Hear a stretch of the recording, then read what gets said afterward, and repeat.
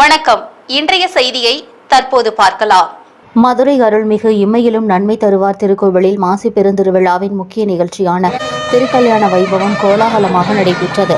விழாவில் ஏராளமான பக்தர்கள் பங்கேற்று சுவாமி தரிசனம் செய்தனர். மதுரையில் உள்ள பஞ்சபூத தலங்களில் ஒன்றானதும் பூலோக கைலாயம் என்று அழைக்கப்படும் சிறப்பு கொண்டதுமான மதுரை இம்மையிலும் நன்மை தருவார் திருக்கோவிலில் மாசி பெருந்திருவிழா கடந்த 21ஆம் தேதி கொடியேற்றத்துடன் கோலாகலமாக துவங்கியது.